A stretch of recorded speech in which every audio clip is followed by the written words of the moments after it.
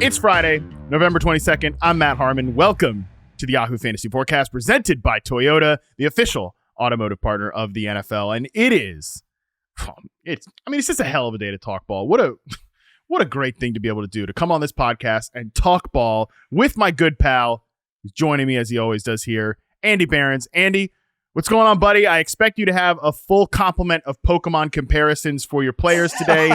If not, maybe we can just go ahead and sim to the end of the show. But what's going on, buddy? I think I can make up some Pokemon names. I think I can do that for you. I'm good. We have some serious football weather in Chicago right now. There's about an inch of snow on the ground, and it's still coming down. So looking forward to that. I might just be a shut-in until March, but that's fine. This is good. It's a good football week. Although I will say, 6 teams on bye. I am starting some terrible players. Like, I thought it was ugly when the first buys hit this year, but man, I don't want to talk about how many leagues I've got Cam Akers starting. I got Roschon Johnson starting. You're back to Cam I'm Akers? back to Cam Akers on a different team. Things are bad. You said probably over. Like, I don't know, was this week 3 or 4? You said, I can't wait to drop Cam Akers. It was the most exciting drop of my season, and now he's back in. After his own team was so excited to drop him that they traded him away. I mean, what a journey that you've been on with Cam Akers this year. It really is. Yeah, it really is. It's my own fault. It's one of those things where, like, when you draft and you see that, like, week 12, week 14 bye, it seems so far away. You're like, that's forever. This is great. I got a guy where I don't even have to worry about the bye week until months from now. Who knows what the state of the world will be months from now? And now they've hit. And I got no Bijan. I got no talent in some of these rosters. Yeah, I've mentioned the Kings Classic League that I'm still 8-3, and I'm actually in first place in this league. Shout out to me. God, I'm still tilting over that loss to Scott Pianowski, though. That one's I'm never gonna get over that one. But yeah, speaking of weather, I saw my first weather tilt tweet today about what was the Thursday night game, Browns Steelers. So people will have already known what the fate of that was as they're listening to this, where, people are like, I don't know, passing game could be a little dicey there in Cleveland. And I've got freaking George Pickens and Elijah Moore. And I'm like, thank God I got these guys and I'm avoiding the bye week. But I don't know, by the time you listen to this, maybe the wind blew the footballs out of the stadium and they go, I mean, who knows? This is the week that we're all in right now. Andy's excited about Cam Akers again. What a world to be in. This team's probably toast because it doesn't have Bijan Robinson. And again, I'm starting Elijah Moore with glee now. That's where we've gotten to at this point of the fantasy season with 6 teams on bye. So it's a pretty critical preview show here, Andy Behrens, to get some of this stuff right with these 6 teams on bye and all the chaos going on. So let's get into it. Just for the new folks out there, because you're somehow tuning into this podcast in week 12, this is the time to give it a shot for sure. How we do things here on the preview show. In the first half, Andy Behrens joins me to provide 3 burning fantasy questions that he wants answered this week, and then 3 matchups he says deserves your attention. And then in the back half, Tera Roberts will join me to identify the make or break players that she thinks could determine the outcome of your fantasy matchups this weekend. And man, she better have some dusty names ready for the second half of this show. That's all I have to say about that. And then we'll wrap it up with our keys to winning players each week. So Andy, let's get into the 3 burning fantasy questions that you want answered this week. Let's talk about an offense that is getting a player back and they're coming off of a bye week here in week 12. Yeah, this first question means a lot to me personally in the fantasy portfolio, and it is, can Baker Mayfield get back on track with Mike Evans returning? So let's rewind a month, and the Bucs are 4-2. They are hosting the Ravens. It's a huge matchup. We're going to learn something fun about each team. Lamar has a huge day, 5 touchdown passes, makes himself the favorite, at least briefly, in the MVP conversation, right? Baltimore wins 41-31, fun game. But Mike Evans is injured early. Chris Godwin is injured late, carted off, done for the year. The Bucs lose that game, and then they lose their next 3 and are now 4-6 coming out of the bye. Cade Otton has kind of surged in the absence of Evans and Godwin, but no one else has. Baker is still the overall QB5 on the season because he did all that good work in September and October. He's got 7 multi-touchdown games on the season, but his last game before the bye passed for 116 and 1 touchdown against the Niners. Didn't even reach 10 fantasy points, right? Couple of relative duds when you consider the full scope of his season. The matchups ahead, they're really good. He's got the Giants this week. This feels like a spot where, we get Mike Evans back. We've still got Cade Otton, got some good receiving backs. We can make a little fantasy noise here. And then we've got Carolina coming up. We got Vegas coming up. So it's a friendly schedule. Part of me wants to say yes. Baker Mayfield can fall right back into that habit of 25-point weeks, and we can get 3 touchdowns here. But also, part of me looking at the Giants and Panthers on the schedule, which are 2 of the most generous and vulnerable run defenses, think that man, we're in for the Bucky Irving surge. When you mentioned like that Ravens game was in week 8, you could have told me that game was in week 5. Like that feels so long ago. So long ago. Yeah. It feels so long ago, and yet it really wasn't. It was basically like a month ago at this point, maybe a little bit more than that. And it's maybe just because I've talked about the Bucs a lot. I've talked about them a lot on Football 301 and just how much I've enjoyed Liam Cohen's offense, and talked about him on this show too, with just some of the problem solving that I think Liam Cohen's done has been inspired. But it's crazy that you look at the target total since week 8. 28 targets for Cade Otton, 16 for Rachaad White, 13 for Bucky Irving. We finally get to a receiver with 12 for Sterling Shepard, who's only run a route on 66.4% of the dropbacks since week 8.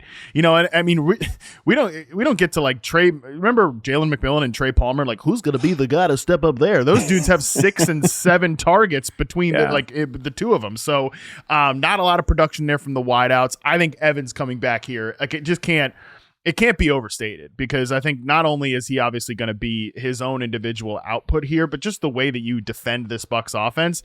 I don't want to say like how worried are you, but what do you think this does to Cade Otton's like statistical impact, Andy? Because I have my theories, but I'm curious on what you might have to say here.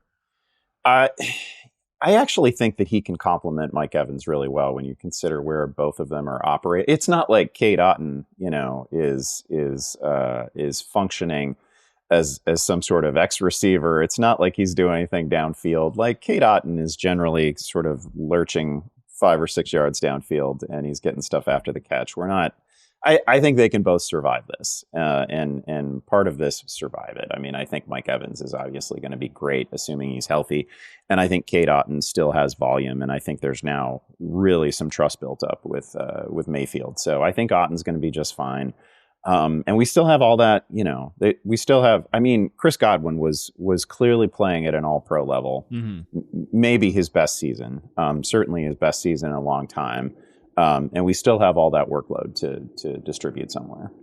Yeah, Cade Otton leads the team in contested targets and in design targets, according to Fantasy Points data, since week 8, because he's been kind of the trusted over-the-middle, contested tight coverage target, but he's also been the guy that they've gotten on screens and design targets and things like that. So he's kind of stepped into that power slot role, even though he's more of an inline tight end, but his slot rate has gone up, obviously, since the Godwin injury. So I agree with you. I do think he can survive this. Whereas the guys like, Raheem Jarrett has lined up mostly as their X receiver. Like that's enough of that. Like we can get Mike Evans in that spot, and he has plenty of volume. So I'm interested to see like what this does to the running backs, just because these 2 guys, 16 for targets for Rachaad White, 13 for Bucky Irving, but maybe some of the Rachaad White receiving usage comes down. Maybe the Bucky Irving receiving usage comes down, just because White, I think, has been like a real deal threat as a wide receiver, as a running back. He's had some real wide receiver type targets. Maybe Irving's receiving usage comes down. So I think that will probably be beyond the receiving core. That's the thing I have my eye on here with the running backs, because you mentioned some of these running game matchups that they have coming up. I mean, I think Bucky Irving would be a guy I really want to start because he's played so well. But if Rachaad White's still going to take some rushing work and he's going to really stick as the pass catcher, whereas Irving goes away, I think Irving becomes more of like a boom bust, like flex play, even in really good matchups. I will just say I don't think there's any bust potential for Bucky Irving as long as he's getting. Okay. If we're giving Bucky Irving 10 touches against the Giants and Panthers, I think you got to play him, right? And I think he's probably going to get more workload than that.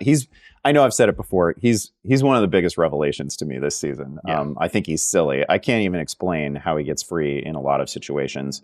And there are not two defenses that are any more generous to opposing rushers than the Giants and Panthers. So we have an opportunity on deck for him to absolutely feast.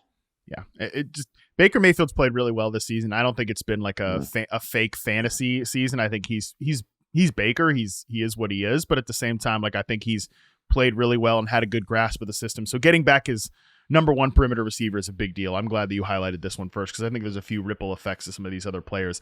Let's get into your second burning fantasy question that you got on deck here for week 12. Yeah, it's a big one. Every burning question I have involves quarterbacks, and this one is: can Anthony Richardson deliver in back-to-back games? This time in a much more challenging matchup against Detroit. It was just the Jets last week, so not a team that's just sort of teetering. But it's tempting to say that late go-ahead drive. They go 70 yards in 6 plays. Takes just under 2 minutes. Where big plays through the air and on the ground. It's punctuated by that Richardson rushing score. It is very tempting to say that was a hinge point in the season for Indianapolis and maybe in the career of Anthony Richardson. And I know that's super presumptuous, right? But it felt like a really important moment. He completed 20 throws in the game for just the second time in his NFL career. Guys were making plays. He was making throws. And I'm not saying like, let's go get a win over Detroit. I don't think that's in play. It's a near impossibility right now, which is why I didn't really include this game in the must-watch games, right? Like nobody's beating Detroit. They're definitely putting 40 points on the board in this one. But also, like the Lions defense has now lost some key pieces, and it's more than just Hutchinson, right?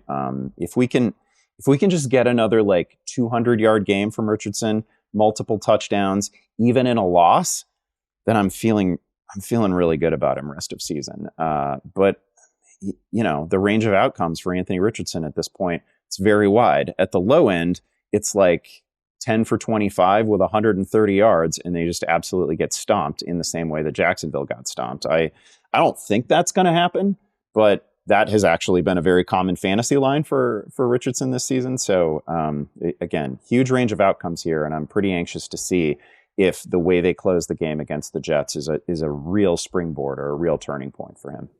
Well, I'm glad that you're highlighting these next two storylines here, which, the spoiler alert, the third is about Caleb Williams and the Bears, because I think the common talking point throughout most of the year has been, well, as long as the offense is operating like this with Anthony Richardson, you can't start a Colts receiver. And I know that I've said, with the Bears offense operating the way it was for most of the season, you can't really start a Bears wide receiver. Well, guess what? You probably don't have that luxury here in this week with all these buys and stuff like that. Like, you're going to probably have to consider, I mean, Josh Downs is in a great matchup. Nate highlighted that yesterday against the Lions defense that gives up the most yards per game to slot receivers. So and I think Downs is in the circle of trust. Great game for Josh Downs last week. Love some of the plays they had him on, but you might have to consider. He made like a degree of difficulty early catch that I just thought, I don't know if it settled everyone. I don't know if it changed like the vibe for the team, but like once that happened, I felt like they were really in it.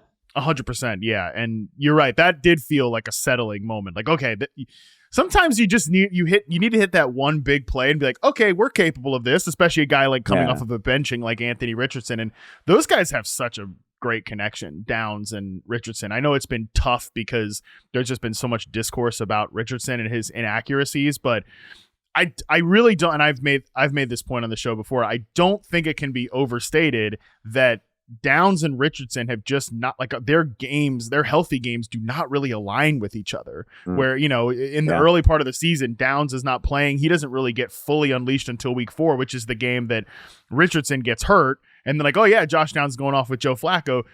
Well, great. That's because Josh Downs is finally healthy. And even the one game he had one disaster game, his worst production game of the season against the Dolphins, but then the game after that against the Texans, which ultimately Richardson gets benched in, is Downs' best game of the season. At least before last week, it was his best game of the season.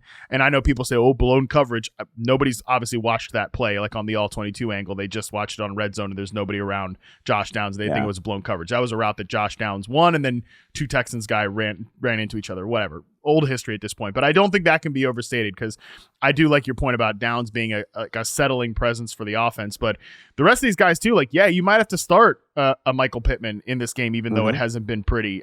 You might have to start if you're desperate, like an Alec Pierce type, I think A.D. Mitchell, unfortunately, is probably not in consideration because he was sent back to like a lower participation player when Michael Pittman was healthy, or when he was out there, I should say. I still don't know if he's 100% healthy, but do you think this is like what are we hoping for in a best case scenario out of this Colts passing offense this week against the Lions defense that is generous to slot receivers but can be tougher from a pass rush and an outside coverage perspective?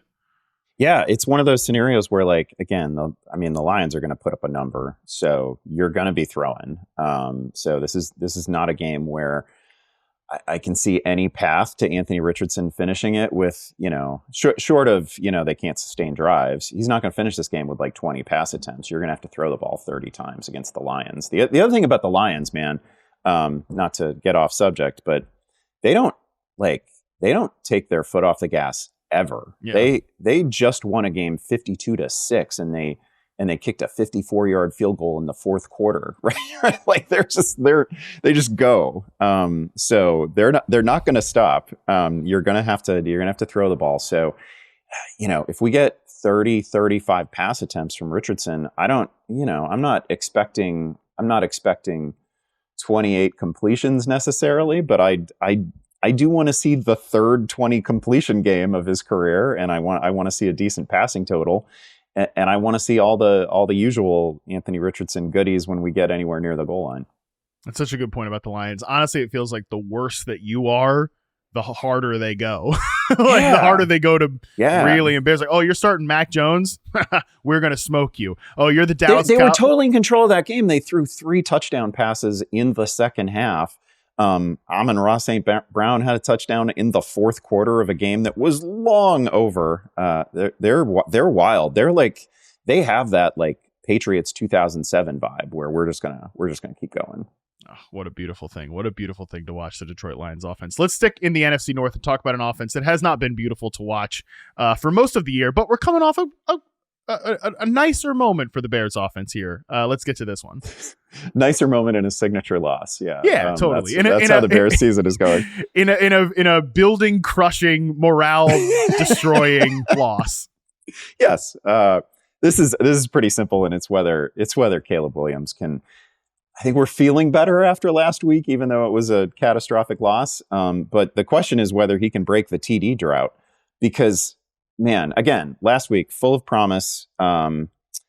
Things looked the way the Bears offense probably should have looked all along, right? The ball is out quick. We've got some easy answers on every drop back. Caleb was unafraid to challenge coverage, I thought, when a situation called for it, and he had a single coverage opportunity. He directed what should have been a game-winning drive. Absolutely no fault of his. Second time this season that what should have been a signature drive for Caleb Williams became a signature loss for the team. He hasn't thrown a touchdown pass since mid-October. Week 6. He hasn't thrown a touchdown pass since week 6 before the bye.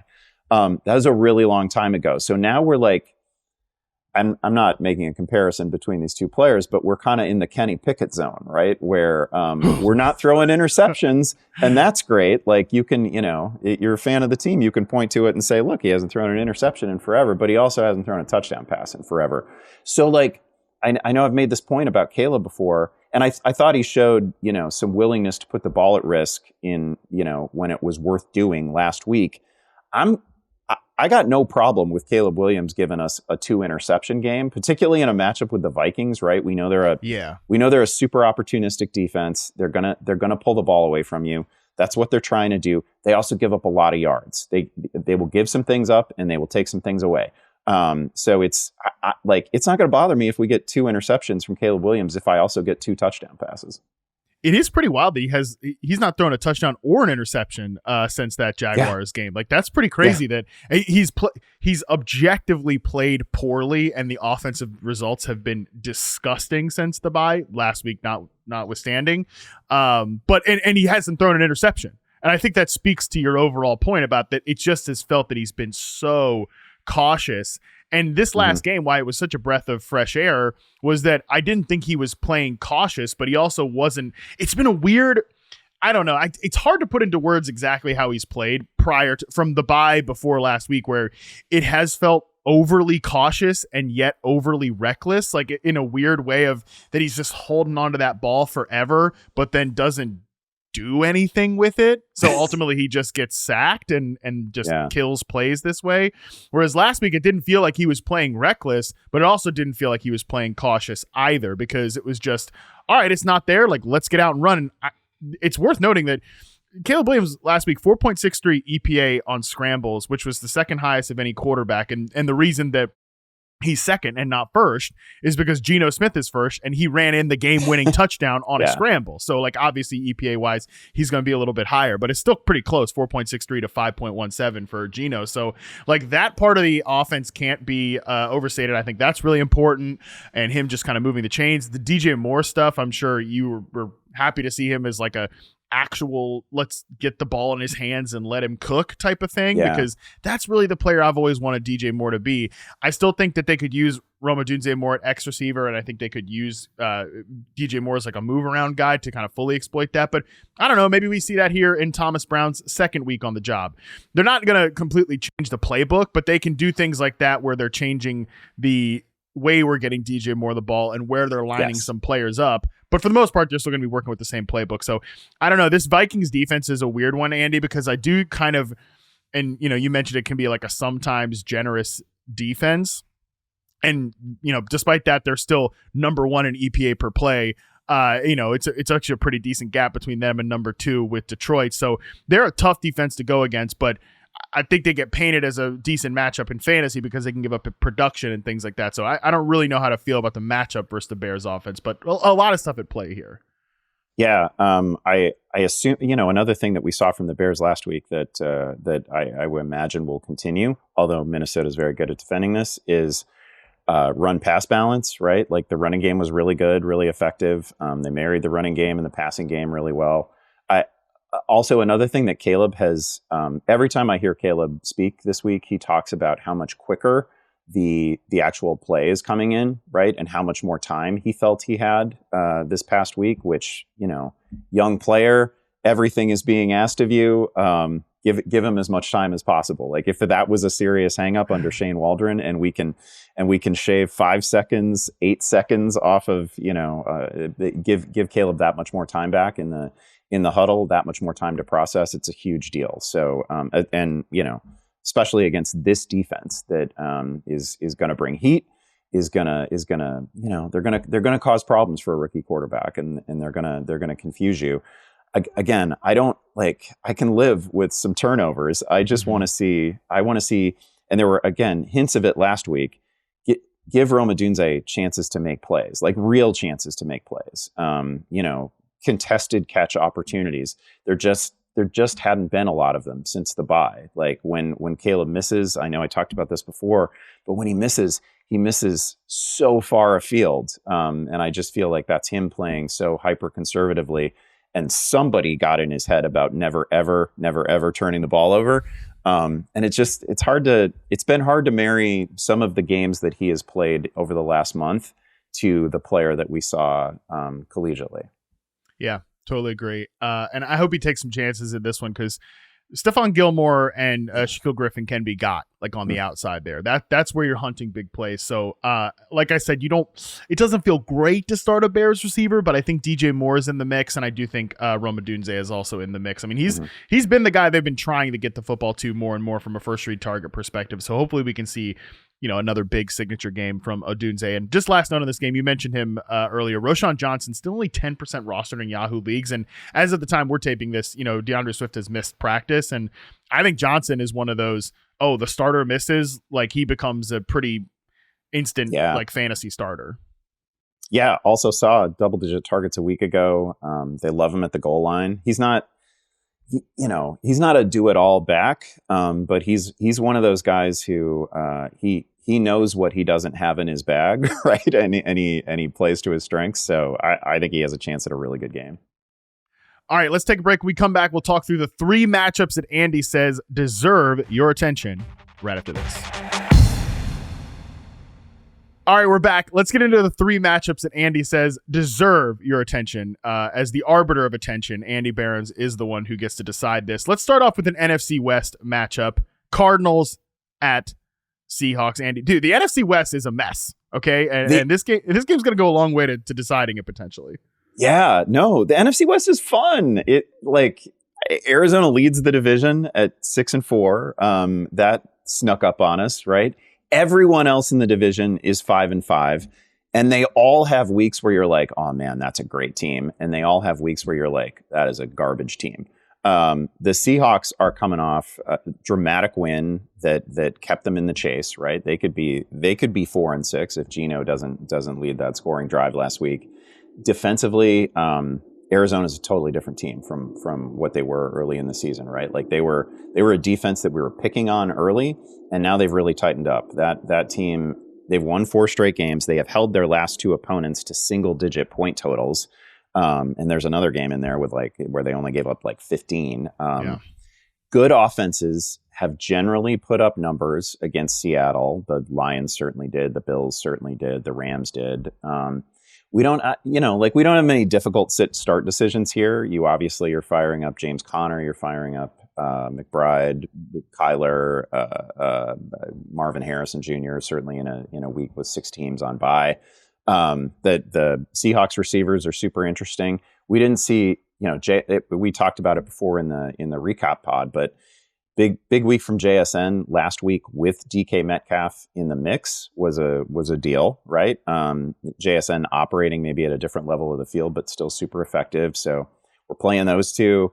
You can play Geno Smith. You certainly are starting Walker. So there's not a lot of difficult sit-start decisions here, but every game that gets played in the NFC West from now until the end of the season, super important. And the division can flip at any time. And I'm so impressed at where the Cardinals are now versus where they were a month and a half ago. Yeah, I feel the best about the Cardinals in the NFC West just from a stability standpoint. I know what you are, which is crazy. I mean, since week 8, this is the number 1 offense in the NFL in the Arizona Cardinals from an EPA per play and success rate standpoint. They've finally kind of become the unit I think a lot of us hoped they could be in the offseason. I'm really excited to see just sort of the post-buy usage and any deployment changes for Marvin Harrison Jr. because I think we have started to see them get away from some of the, what I've said is jokingly the sacrificial X receiver stuff earlier in the year. And he's been more of hey, let's get him on crossing route stuff over the middle of the field. That's obviously really welcome.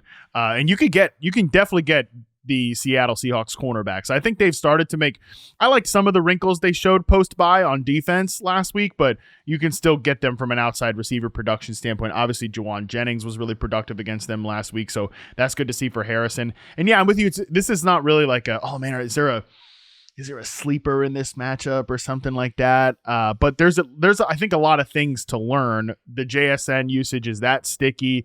What do we see out of the Cardinals post-buy? Trey Benson's been starting to get a little bit more work, and I think he would be potentially one of those stash backs. So seeing all that is kind of critical in this one.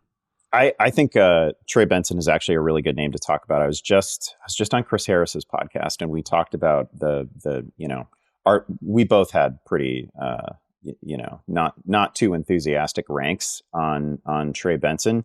But I have received a number of questions on him. I think it's important that people know that in their last game, I know he saw pretty significant workload, but half of his touches were in the fourth quarter of the game they were salting it away. And not that wasn't game on the line kind of stuff. Also, whatever your preseason expectations were for Trey Benson, whatever your plans were, whatever thought you had about how oh man, the Cardinals are going to want him as they're going to want to give him reps and this is our running back of the future, all that. They're in it. They lead the division. They're 6-4. They're not worried so much right now about who are we giving reps to and who are we developing. James Conner's great. It's a good point. And they're in it to win the damn division. So I wouldn't count on Trey Benson being anything. Now he's a good back who I think is playing better than he was at the start of the season. And he is he's the number 2 behind a guy who has an injury history. So you should definitely roster him. But I would, even in a week like this, I wouldn't necessarily want to play him and count on double-digit touches. Yeah, only 18% rostered in Yahoo League. So I'm with you that he's probably not a guy that's like, all right, maybe he's the future. I mean, maybe he is the future, but they're not in the zone to explore that right now. They're in the zone to potentially win the division. And they need, not that they need, but this win against the Seattle team that's one of the three others that are at 5-5 would go a really long way. So super critical game here. This next one that you've got is very similar in that I don't think we have a lot of tricky start-sit decisions, but Sunday Night Football, Eagles at Rams. I can't wait to watch this one because I think it's going to be a big referendum game for mostly like the Rams offense and Eagles defense here. Yeah, I love that you frame it that way because I was a pretty late arrival as an appreciator of the Eagles defense, and it's a regret, but I'm here now after the Washington game, right? Once we had Terry McLaurin, like, fully praising Quinyon Mitchell after that game, that was enough for me. That's all I needed to hear.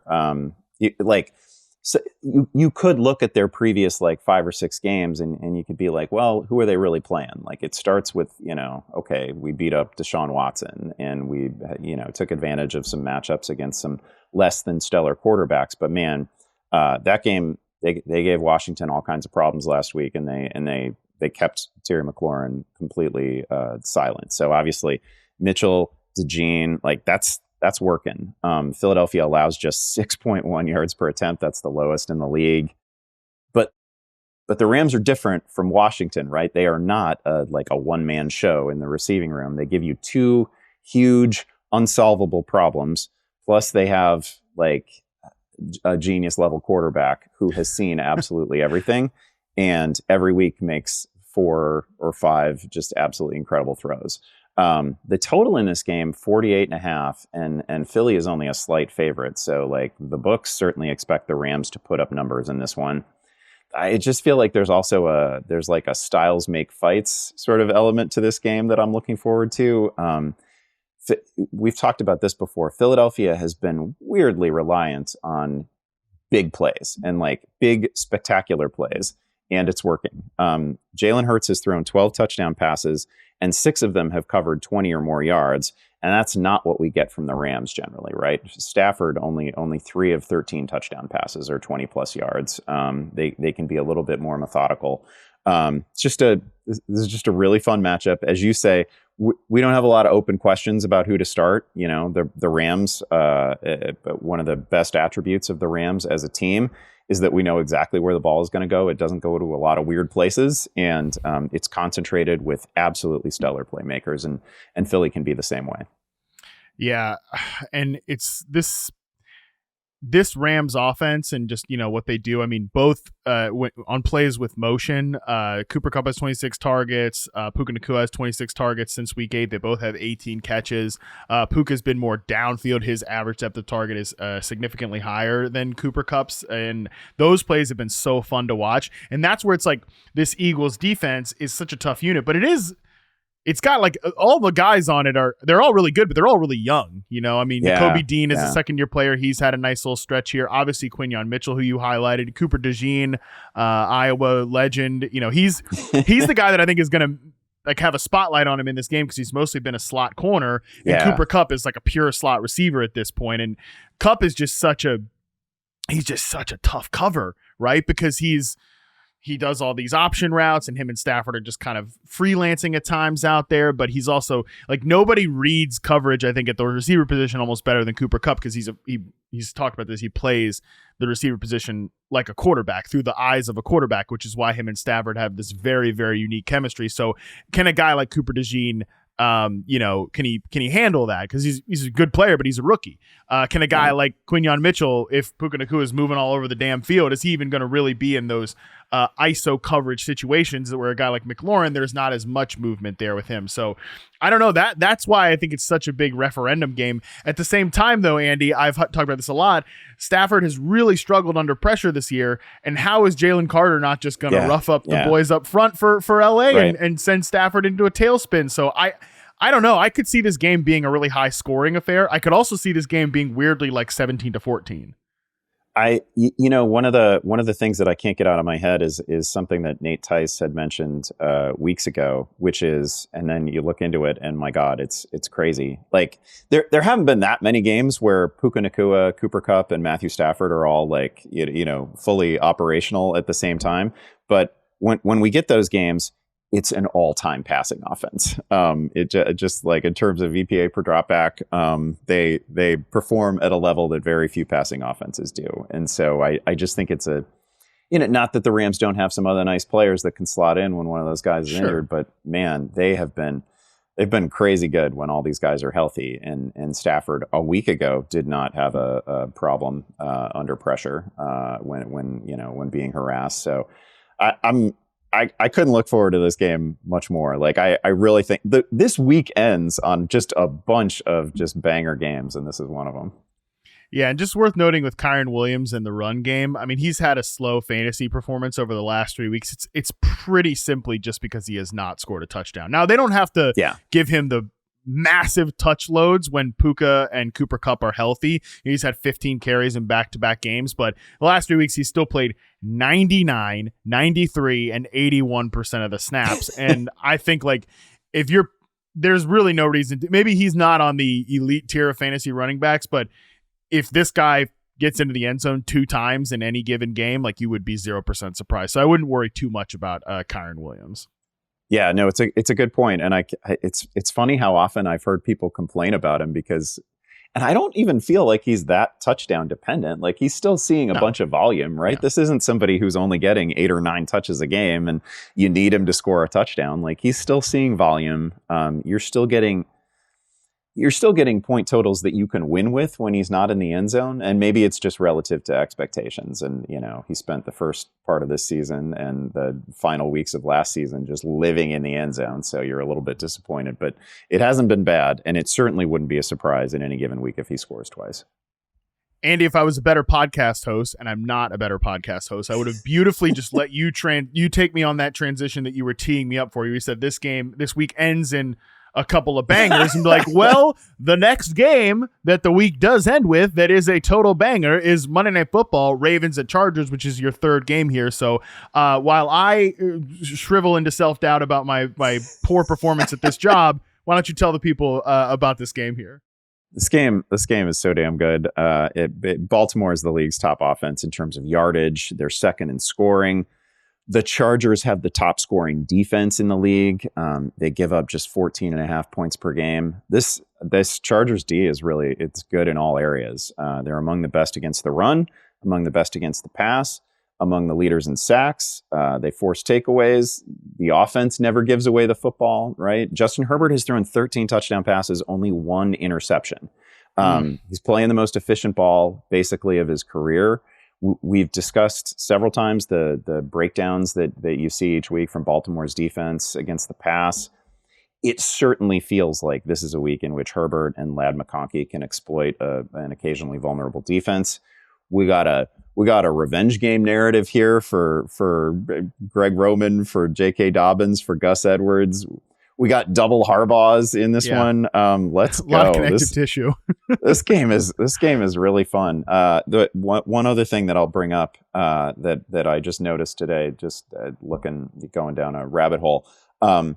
Either this week or next, Ladd McConkey is going to surpass his highest single season receiving total from his 3-year collegiate career.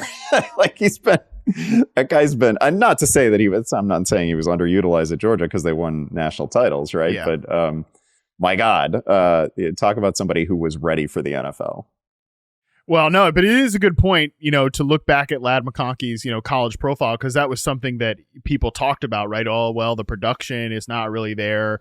Number one, they were smoking teams. Yeah. 762 yards his junior season, I think, it was his career high in college, and he's at 615. So you're right about that. He's definitely going to surpass that. I'd be shocked if he doesn't get like over 900, close to 1,000 as a rookie. Yeah. I'd be pretty surprised at this point based on the way things are trending.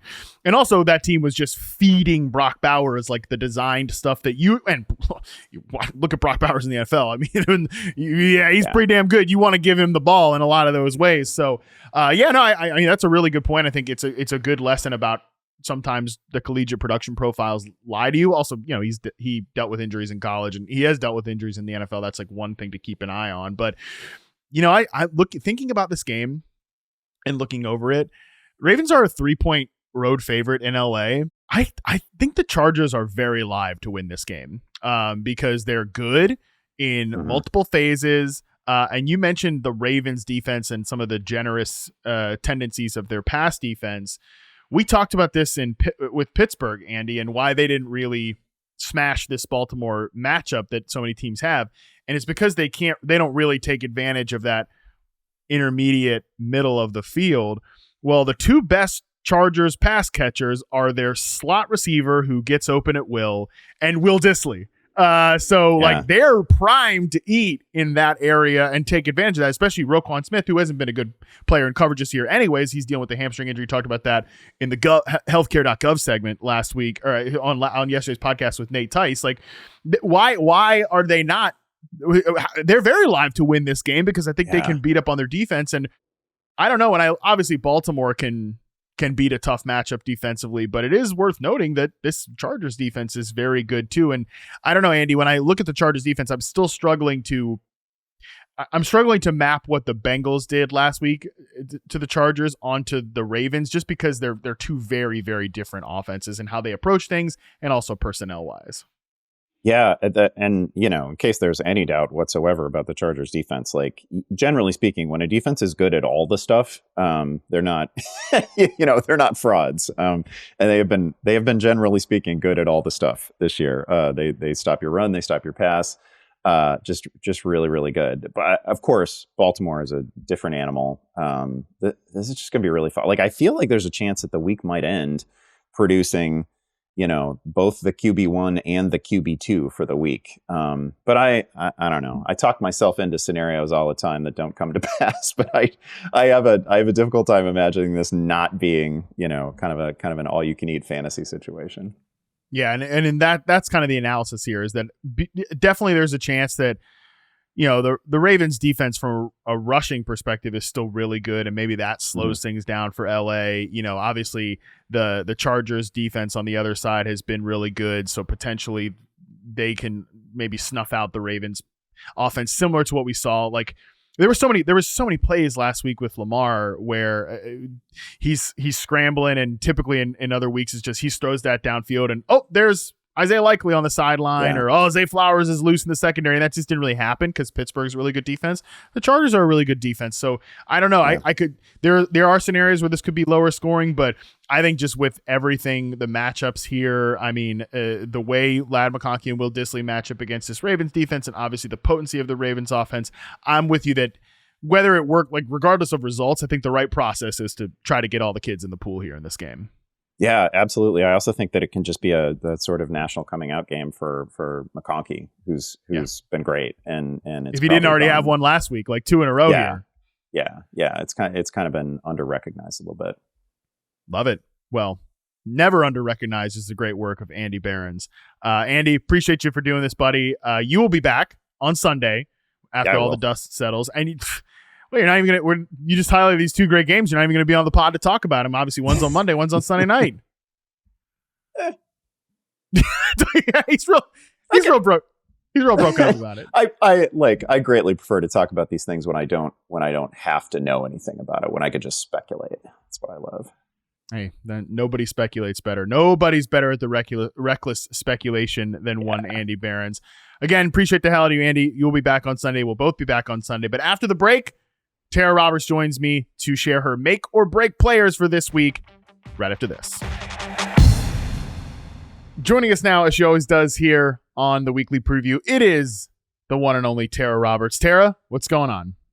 I'm doing good, aside from the fact that bye week is forcing some extremely ugly starts. I'm just going to forget that exists. And other than that, doing fantastic. I think that's what we're all trying to forget this week. But I said at one point during the show with Andy that I'm hoping that you bring some really dusty names into the make or break players. I'm not quite sure if you have some dusty names, but you do have a different way to break down. You're doing this in a little bit different way, if I understand you right from the outline here. Yes, exactly. See, I thought about doing dusty, but then I was worried, like, just how dusty do we want to go here? Like, am I just going to like drive everyone crazy if I'm like, well, I think we should all be starting, and you'll love this one, Mac Hollins. No, that doesn't, that doesn't work. But yeah, I just thought it would, I think it'd be cool if we took an approach of like, hey, here are some big name guys that we feel kind of uncomfortable with, but because of the bye weeks, you probably have to lean into them. On a regular week, you might be looking at this saying, you know what, I think I'm going to pass. But this week, you might be looking at it saying, please, please, please pull through. I know you've been terrible lately, but I need you to come through. And then I got us some more of our regular type of guys as well that we typically walk through. Yeah, if I can be honest with you, Tera, one of the reasons that at the beginning of the week we don't do the typical like, all right, it's a Tuesday fantasy podcast, let's do a waiver wire show, is really simply because everybody does a waiver wire show. The listeners want a waiver wire show. There are a billion other fantasy podcasts that you can go find one of those. And listen, this doesn't have to be an exclusive relationship, okay? No one here at Yahoo is saying we're exclusive, okay? Listeners, viewers out there, go watch and consume other fantasy content. There's great stuff out there.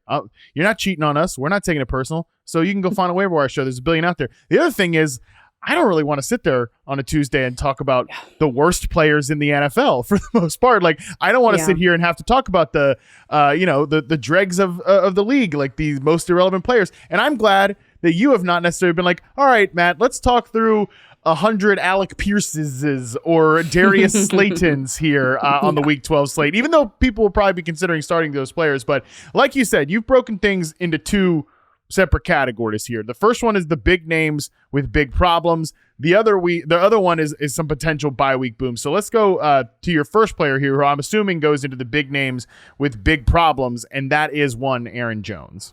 Yeah, Aaron Jones here. And I'm a Packers fan, so I know myself some Aaron Jones. And heading into the season, knowing Aaron Jones, I thought that the Vikings would take, it doesn't have to be an exact committee approach, but you do need a secondary option to take some of that volume off of him, because putting age aside, the fact that he's 29 years old and he doesn't have a Derrick Henry type of physical build, he has never been utilized as a high volume back. You can't give him extreme touches. There was always somebody else in there in that Packers offense that was taking some of that workload off of him, allowing him to thrive on the touches that he got.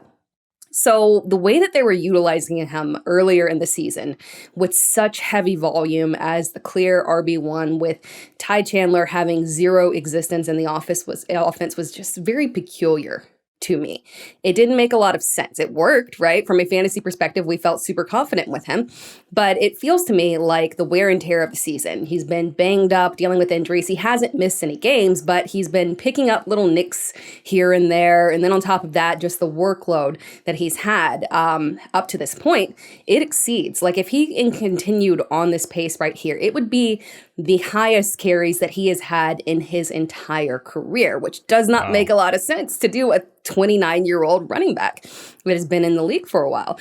So I feel like what we're seeing with him is he's still the clear lead back. The volume is still technically there, but we are seeing him become less efficient with it. Over the past 4 games, he is averaging just 3.5 yards per carry, under 10 fantasy points in half PPR. Prior to that, through the first 10 games of the season, he was averaging 4.6 yards per carry, 13.5 fantasy points per game. There's a dip that's happening here, and I don't think it's coincidental. We also see them, I think they might have realized it as well, saying, hey, we need to get volume off of this guy, bringing in Cam Akers, because they apparently did not trust Ty Chandler or like him. So bringing in Cam Akers, putting some volume on him to try and alleviate some of that workload, it might be a little too late, is my fear. Did we just overutilize him, and now we're getting a guy that has just been worn down throughout the course of the season here? At the same time, we talked about it, Matt, this is a difficult bye week. a guy like Aaron Rodgers, you feel like he has, or a guy like Aaron Jones, you feel like he has to go into your lineup here. And it's a good matchup. He could succeed, but at the same time, more than likely, I feel like we're going to get another roughly 10 fantasy point game where he's an RB3 and we're just disappointed here. When you're looking at Aaron Jones, how do you feel about him at this point in the season?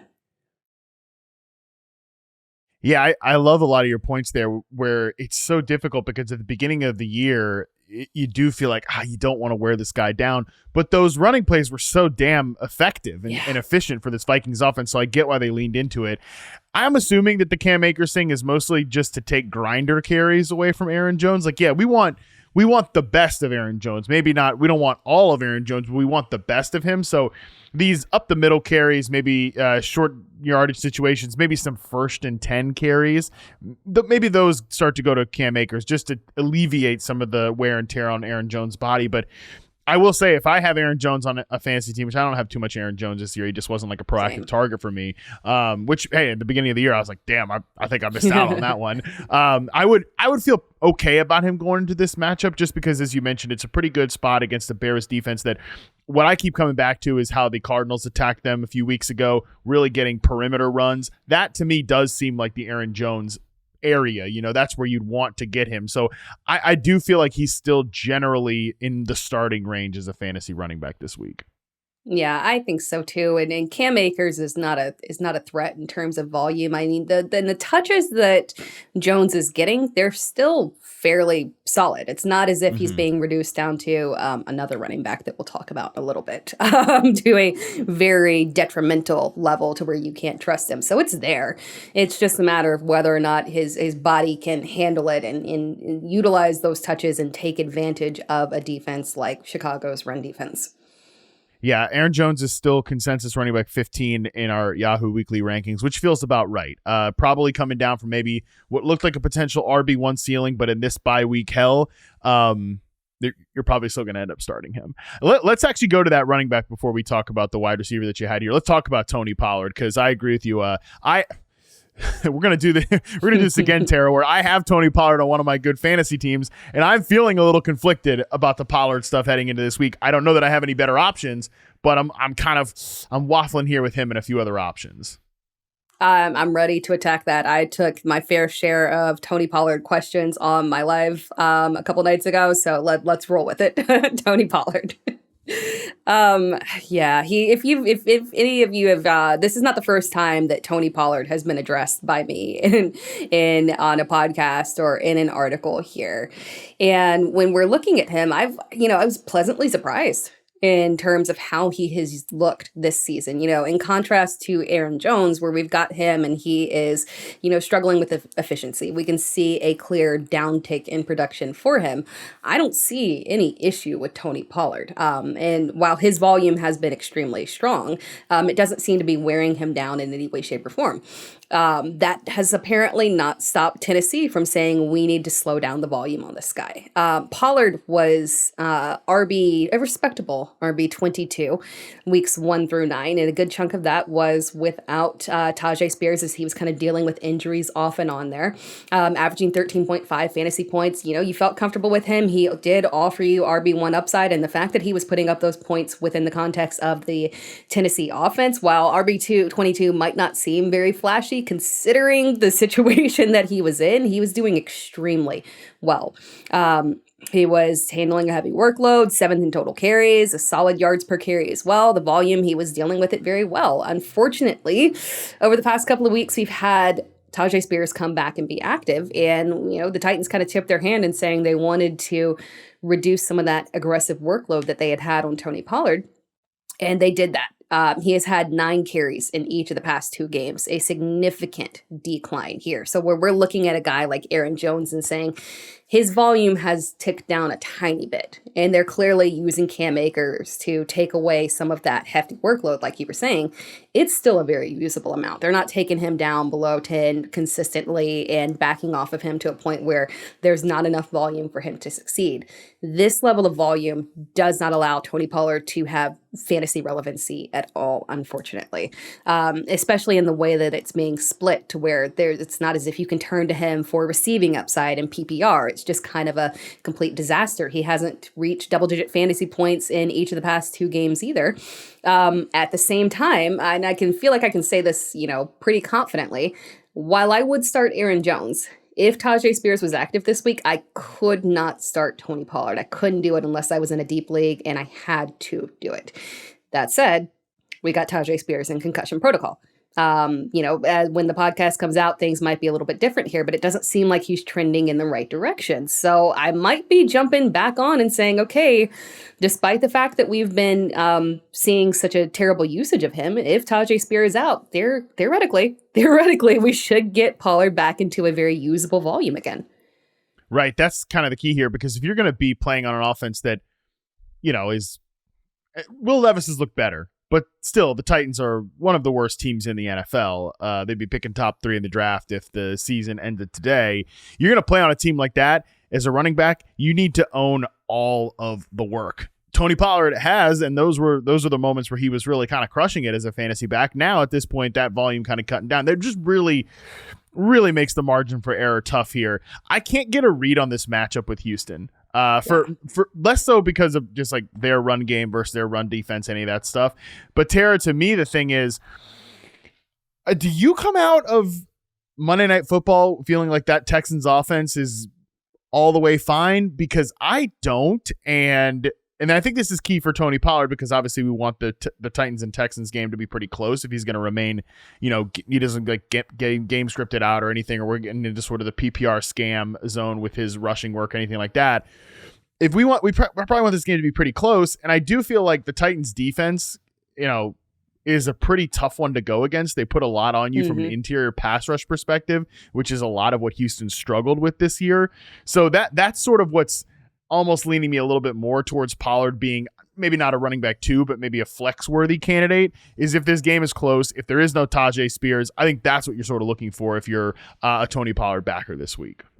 Yeah, I think so. And I think we're on the same mindset. Ironically, one of the guys who I could not decide whether or not I wanted to ride on him, and then I just didn't go about it, was Tank Dell, because of exactly what you were saying, that, they just don't look right, and not looking right heading into a matchup with the Tennessee defense that has been significantly stronger against the pass. This just feels like, okay, we're just going to get another week where Joe Mixon is just, thriving, and that's the type of gameplay that we're going to get, something that is fought heavily on the ground by both teams. So there's that aspect to consider. Let's get into your first wide receiver here. And this is still definitely in the big names with big problems, and that's got to be Deebo Samuel at this point. What a perfect encapsulation of this. And man, it's just it's not been great. It's not, or at least it has not been explosive of late for Deebo Samuel, Tara. Yeah, and this one is a tough one to tackle, right? Because it's Deebo Samuel. And I might have caught the pod earlier where there was some discussion around the fact that Deebo has been ranked so highly recently, and he's just not coming close to putting up those numbers. It's with Deebo Samuel, this just kind of happens with him. To be honest, I was going back and, and it's always something that's, pretty easily to identify, but there's a clear pattern with him, right? And it's existed throughout his entire career. And part of that is probably the way that he plays, right? He plays not a typical wide receiver role. He's going to take a lot more hits, and that does cause some increased injury risk and some volatility with him. So on a year-to-year basis, it's not unusual to see him have a fantastic year, see a down year, fantastic year, down year.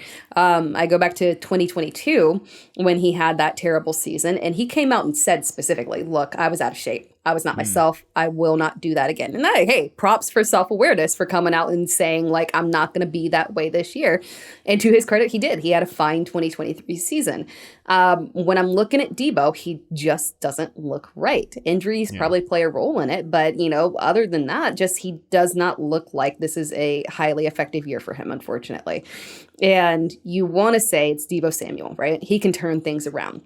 But if he's in one of these Deebo Samuel ruts where it's just not happening for him, you kind of feel like even in a, no matter what the matchup is, and this week is not a particularly good matchup, you get into a situation where you struggle to trust him. Is he going to put up that volume when you can see week after week now? We've had multiple weeks of Juwan Jennings. I feel confident in saying at this point that, yeah, he is clearly taking a back seat to Juwan Jennings and George Kittle.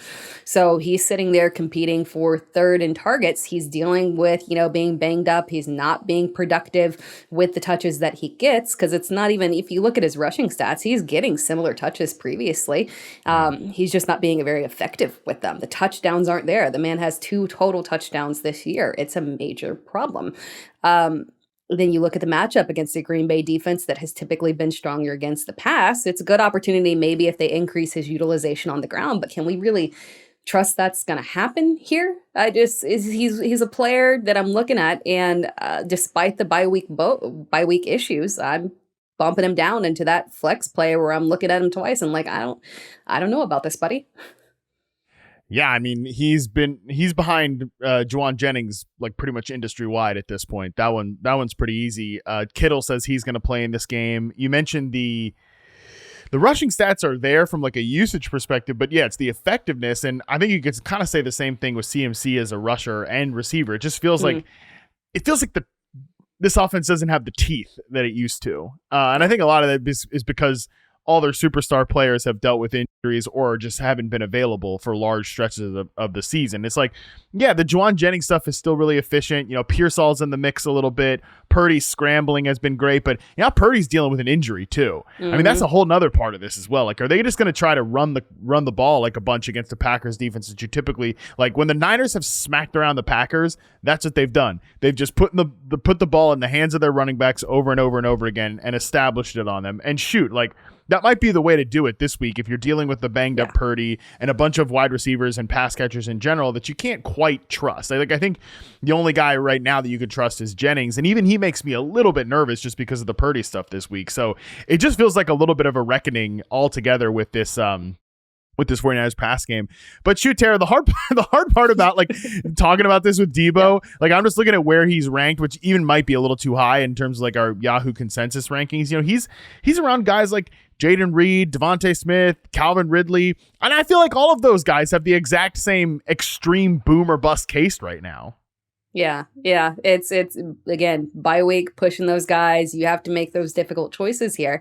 You mentioned a guy like Calvin Ridley in the situation that he's in. Honestly, I feel maybe, I don't want to say like 5 times more, significantly more comfortable with him, ironically. Yeah, ironically, just because if he gets the volume, I know he can do something with it.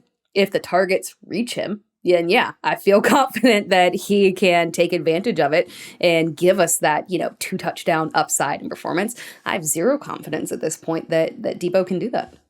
It just gets really dicey really quick at wide receiver. Like, I mean, even we get to wide receiver 30, and I feel like people be like, this guy's wide receiver 30, and he's actually one of the players on your list. So we'll get to that pretty soon here. But let's move into, I'm guessing that these next 3 wideouts that we have here are in your bye week boom possible candidates here, starting with a guy who hadn't been doing a lot of booming lately, except in the first half of last week, or really not even the first half, just like the first 2 drives last week. Chiefs rookie wide receiver Xavier Worthy. Yeah, Xavier Worthy. I'm going to take an interesting approach with this one because the bye week boom potential is absolutely there for him. But then part of me wonders if people are getting like jumping ahead, like just hopping on the, no, I don't want to say bandwagon, but just, getting ahead of themselves before we kind of look at what he has been within this offense and the matchup in particular here. He had that big boom in week 1. And then after that, we were kind of looking at him and realizing that maybe this is not exactly what we thought it was going to be. Now we come here and we've got him coming off of a strong performance where it wasn't strong in the fact that it was a significant amount of volume. To me, it felt strong in the fact that he looked like the wide receiver 1. Like this was the first time where, aside from that week 1 game, which was still, again, kind of, like a little bit gimmicky there, but this was the first game to me where he looked like the star within the offense. He looked like the potential that was drafted as the first round wide receiver that we were looking at could step up and ascend and be the favorite target of Patrick Mahomes. So while he didn't, last week's production was very similar to production that he had before. This was not a massive outlier game here, but visually, he looked like he had just taken a step ahead. And looking at DeAndre Hopkins, it's looking like that boom week that he had might have been an anomaly there. We get two performances that were kind of subpar in a row. Now, granted, one was excusable because of the defensive matchup here, but you start to wonder, okay, is he really, at his age, the guy that is going to take over and really dominate in this game? I don't know. I feel like Worthy could still be in it, and we could be heading to a back half rookie breakout. The potential is still there, whereas before, a few weeks ago, I was looking at, you just feel like it is what it is, and we got to wait for Rashee Rice to come back to have a dominating presence within this offense. So while I don't feel like Worthy is going to have a significant increase in opportunities moving forward and suddenly going to become a 10-target guy, it does feel like he can finally take advantage of those opportunities and use the skill set that he has to thrive from within this offense and have upside and wide receiver one potential. I feel like you look at this matchup and you're like, oh my God, the Panthers. Yeah, we 100% want to target that, but the Panthers haven't allowed a receiving touchdown since week 6, and that was to Drake London. Wow. Sometimes we forget that this defense being lit up through the pass had a lot to do with their pass rush. Their secondary is very talented, right?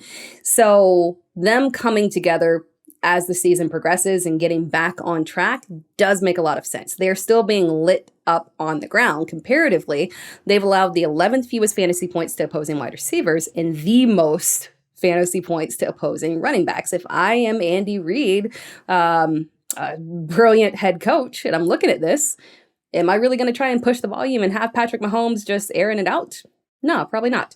I'm going to attack on the ground. We've got the potential of this, strong run game getting even stronger here. So you lean on your running backs in a matchup where they're at a significant advantage. And then we're in the same situation where we're saying, okay, right, Worthy might get 2 or 3 receptions, and we need him, one of those to be a touchdown in order for that to be productive. So while I feel like the potential is coming together for him in the back half of the season, I don't know if this is the matchup for it to appear. Yeah, you're right to point out that in the secondary, J.C. Horn for the Panthers is having really a quiet breakout year. I think he's sneaky been very, very good, but yeah, it'd be tough. I would be more willing to ride the idea of the Xavier Worthy second year breakout if he did what he did in that Bills game over the course of the game instead of like they spammed it at the beginning and then it just completely went away. It's like he had the one pass where maybe Mahomes could have put it further inside, but he has to extend out of his frame, and then he doesn't get his foot in bounds. He does the George Pickens special, and then they like basically don't involve him the rest of the game. You mentioned the Panthers pass rush, show. Like if Mahomes has time, then he should have time, even though his pass protection has been shaky this year. I can't imagine. Like the Panthers are one of the worst pass rushes I've ever seen. Yeah. So he should have time to sit back there and uncork one of those like post routes to Xavier Worthy. But I definitely think he is the type of guy that you got to probably be in pretty bad shape to consider starting Xavier Worthy this week. But shoot, people are going to be in bad shape at the wide receiver position this week because of some of the guys that are not out there. I want to move to your next player who, look, I am a compromised source when it comes to Rashad Bateman. I had not really considered, he's one of these players that you're going to consider from a bye week perspective because he plays a lot and he's shown the capability of having big weeks. I'm just curious how you feel about this matchup against the Chargers defense this week. I probably do not have it ranked this way, but if I were picking between who I think has the higher upside to have the boom week between him and a guy like Xavier Worthy, I would probably say that it would be Rashad Bateman. Rashad Bateman, yeah, your boy, having the best season of his career, passing those previous highs already. He's on a roll here. Overall numbers looking strong. It has not been consistent, though. That's the only problem there. There's zero consistency, unfortunately. He's a player that can finish as the overall wide receiver 2 and has, but then can turn around the exact next week and finish as wide receiver 78. It can be ugly. He's absolutely a boom bust player who is touchdown dependent due to lack of volume. And contextually within the Ravens offense, that makes a lot of sense. While no one is a massive target hog, the gap between him and Zay Flowers in terms of the volume is pretty significant there. But the good news, though, Matt, is that I feel like those boom games are kind of easy to predict here. It's not there's no surprise. They're coming against weak pass defenses. Baltimore is attacking through the air when they're facing those weaker pass defenses. And in those situations, Bateman tends to thrive. His touchdowns have come against Dallas, one in each game against Cincinnati. Tampa Bay, those teams all have things very much so in common. They're bad against pass, and they allow those big play receivers to have that significant upside. When we're looking at the Chargers, they're an overall strong defense, right? I think we all came to terms with the fact that they're gelling. Harbaugh has them absolutely online. They're a strong defense, but if you're comparing pass to the rush, they are averaging, they're fairly average against the pass, allowing literally, I say fairly average. That's the 16th most fantasy points to opposing receivers. They're dead in the middle. And when you look at the numbers of players that have been having those big games against them, it has been big play receivers. Even a guy like Xavier Worthy had his big game, one of his big games and touchdowns against them. Calvin Austin, it doesn't have to be the big name receivers that are having those lighted up performances. Secondary options are thriving against them as well if the skill set aligns. So I do kind of think this matchup profiles for Bateman to potentially have a big performance. And if you're in a bye week filling kind of issue where you're looking on your bench and let's say you're heading to the fantasy playoffs and you're like, I got to get this win. I'm behind. I need some upside here. I've got to have a high level of points. I need to take a risk. Bateman might be that type of player that you plug in and take a chance with. Yeah, and look, he's a Monday night player, so that helps you out too if you're making one of those calls. Mm-hmm. The tough thing with this Chargers versus Ravens matchup is that I actually think it could be a little bit less high scoring than sort of like the 51 point projected total mentions, or at least alludes to. Yeah. Also with the Chargers defense is that no team has dedicated fewer resources to stopping the run in terms of playing extra guys in the box, and yet they've been really effective at stopping the run. Do we see them do that this week against Derrick Henry and Lamar Jackson? Like, do they do their typical thing, which is to play heavy coverage, play like cover 6, cover 4, stuff like that on the back end, and just handle the run with light bodies? They've done that all year. Do they think that they can do it again against Derrick Henry and the boys up front? That's a big question, because if they change their approach, then I think there will be some looks for Lamar Jackson to take single looks to Rashad Bateman on the outside. Even, some of these guys that you mentioned, like Xavier Worthy, Calvin Austin, who've had bigger plays against them, those are like the smaller move around guys. Maybe this is a Zay Flowers game. So that's my thing with this matchup is it's tough. It's sort of tough to pick exactly the right like schematic matchups to pick on with these wide receivers, because there's just not this Chargers defense is it's just so funky. It's hard to get and it's so sound that they don't make a lot of mistakes. There's not like on almost every NFL defense, there's something like, okay, you pick on this nit right here. The Chargers don't really have that, which makes it tough with the Bateman stuff. But hey, listen, you'll never get to come on this podcast and be like, I'll be the voice of reason on Rashad Bateman. Yeah. So I believe in my guy. I hope he can have another big game on prime time. Beating career highs, 48 yards per game. That's all we can ask for our guy Rashad. And I will say this, because I was on the same thought process as you when I was looking at it. I was like, this feels like a game where we're overselling the, potential points and volume, and it might be a tough defensive matchup. I thought that, but my gut tells me, and this is not an analytical thing, but coming off the performance that Baltimore had last week might be that trigger for them to have a stronger rebound where they're pushing the offense a little stronger, pushing the pass a little bit more. So that's my only caveat, that if this were coming off of a strong performance, maybe we get into that situation, but I feel like Lamar has to. He's a big play guy, and he's going to bounce back after that level of performance last week. Be very interesting, the discourse if the Ravens lose this game to the Chargers. That's for sure.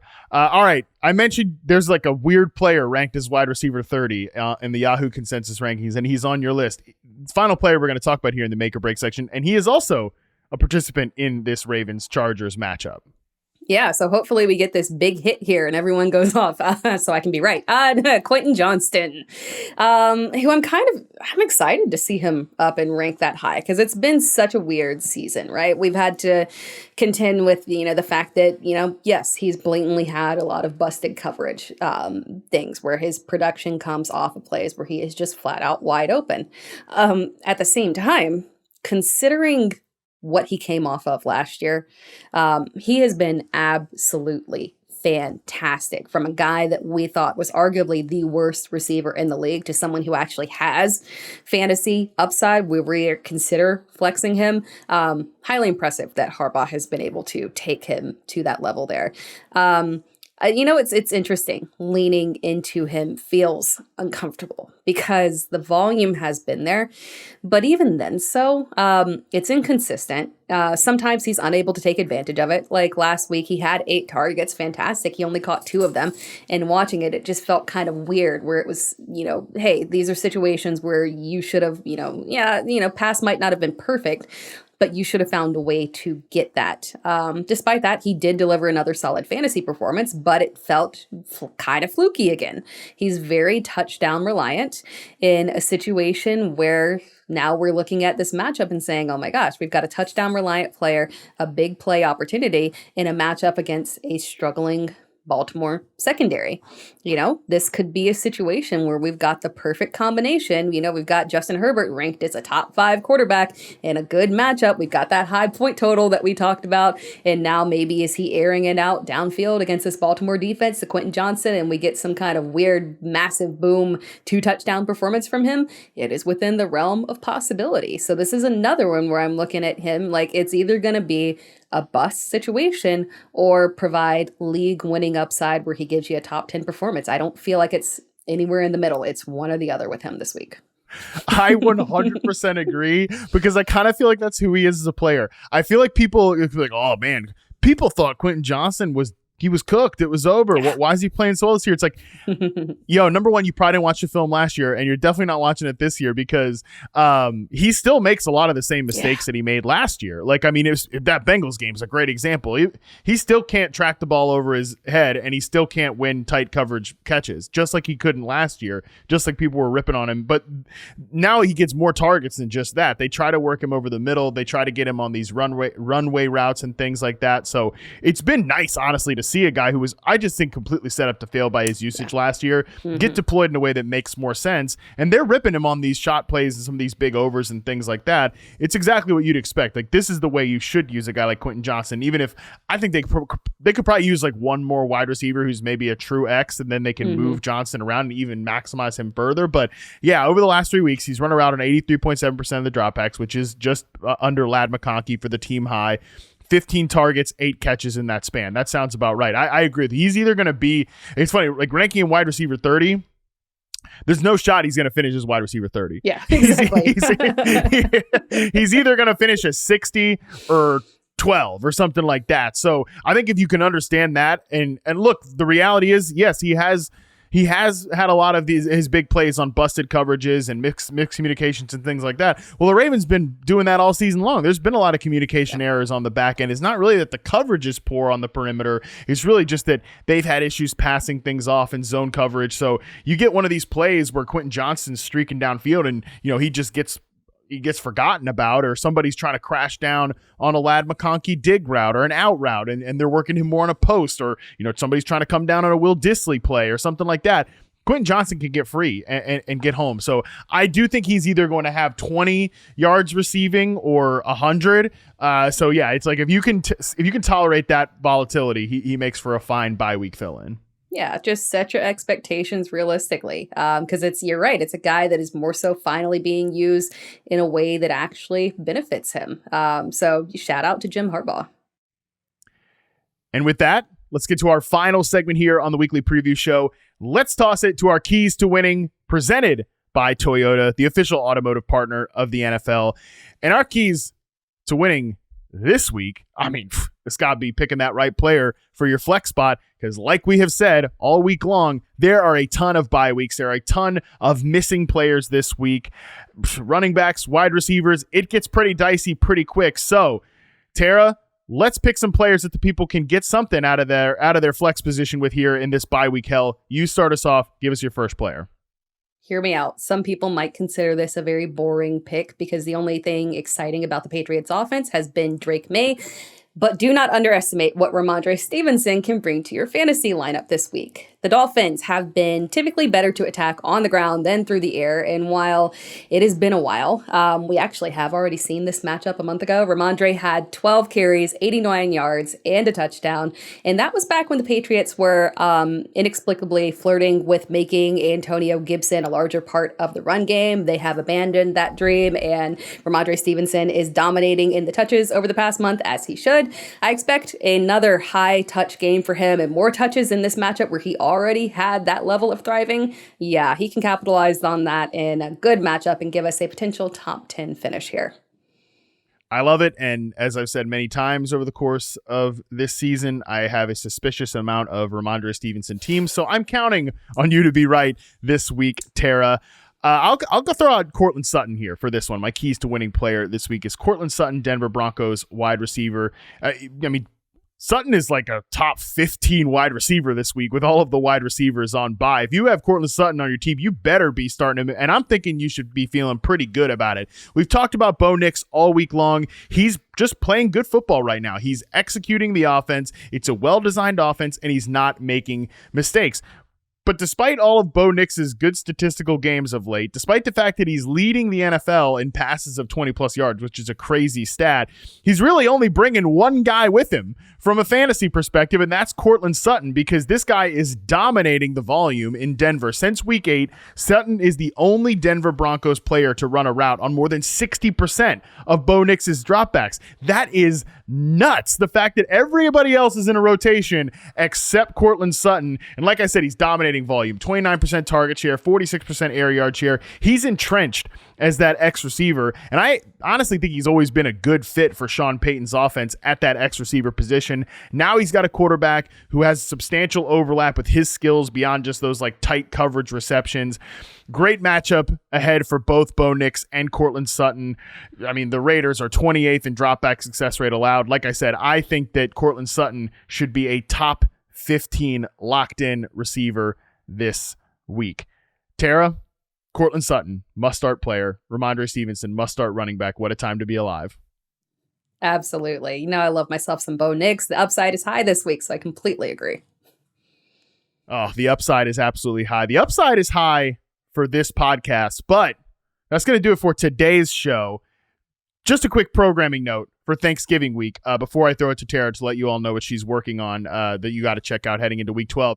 The Sunday recap, as always, with Andy Behrens is going to drop on your feed as scheduled Monday morning. The Panic Meter Show on Tuesday will be as scheduled with Dalton Del Don. Then Sal Vetri is going to join me on Wednesday as always. But instead of the data dump, we're going to preview the Thanksgiving and Black Friday slate. And then on Friday, Andy Behrens is going to be back to preview the Sunday and the Monday slate. So Tera, we're not going to have you on the preview show next week. So in order for people to get all their fill of Tera Roberts this week, let them know what you're working on the Yahoo airwaves heading into week 12. You know, and I never do this because it always drops on Friday and I never like preview the Sunday stuff that comes through. But yeah, so make sure that you check out this make or break article. And then on Sunday as well, I have a weekly article, the Pulse Check, that is a rotating topic. That'll be something fun that happened on Sunday, hopefully. And then make sure that you're following so you can also get those live Q&As on the Yahoo social channels as well. Yes, it's Tera time on X, right? So yeah, you will be there. You'll be giving all those links out and everything. She'll be letting you know when she's going live. You're going to need it. Like I said, tough bye week this week. We got Thanksgiving and all those games next week. You're going to need your fill of Tera Roberts, so make sure you're doing that. And we will see her in a couple of weeks here. We get back together for week 14. Time is absolutely flying. As I said, that's going to do it for today's show. Thanks again to Toyota, the official automotive partner of the NFL. Next time you hear from us, Week 12 Sunday is going to be in the books, and Andy Behrens and I will be back to break it all down as mentioned. Until then, we are out.